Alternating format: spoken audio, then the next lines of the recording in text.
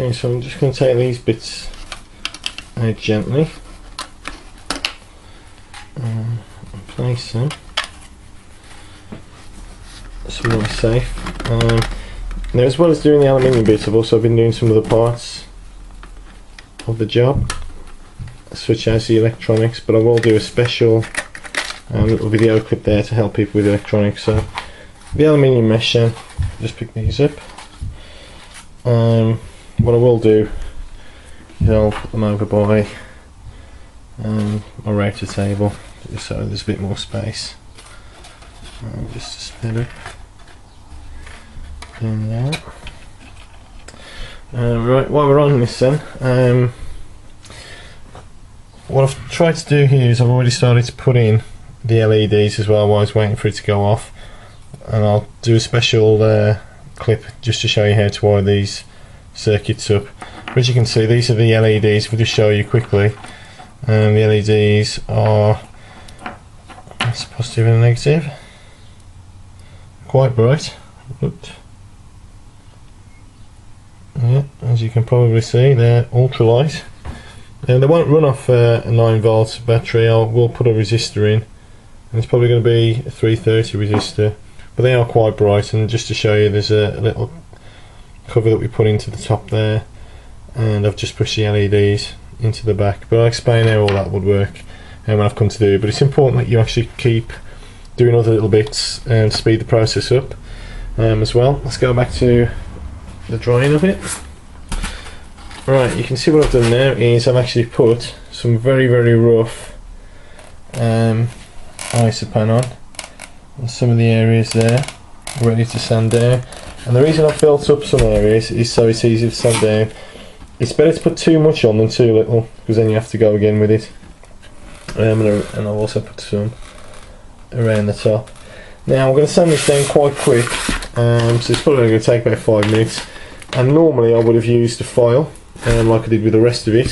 However, just to speed it up a bit, I'm going to use a detail sander. It's still going to be 120, P120, you've probably seen these.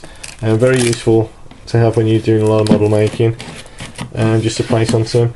And of course your fiberglass mask.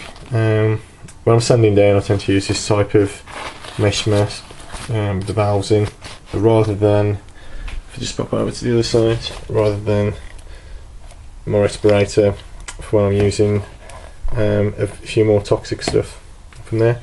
So that's it, that's ready to go. The next stage you will see, hopefully, will be all this sanded down, and just to check whether the visor goes in before we spray. Okay, so I finished just sanding down those edges there, and there just seems to be a bit of a gap, but that will go once I've actually padded it out. You can see at the top again there's a bit of a gap here if I show you this way, but just by putting a bit of pressure on the inside, which I'll try and do one-handedly, yeah, you can see that'll actually move. At the moment I've got it padded out, I'm just using some dowel rods, which is just pushing the visor into place. Eventually I'm going to use some epoxy resin to actually glue that in, and then apply some resin around. You can probably see, just zooming over to there, epoxy resin with the hardener. We're going to move out and do things onto that. And that's pretty much it. Right, what's the next stage then? The final stage will be, obviously I'll need to take that bit out, but then I'm going to wet and dry the edge around here just to make it a bit more smoother around the edge, and then to coat it, and then just give it a quick blast with some filler, spray filler, and that's pretty much it down there, and all that should look fine. And I think we're getting close now to being about 70% finished. All these other little bits that I've got down here, those will wet and dry out as well when I wet and dry the helmet, and that should add to the quality of it. Right, have a go at that, and we'll see what it looks like in probably about another 2 or 3 hours once the spray filler is dried, and we'll see what it looks like from there.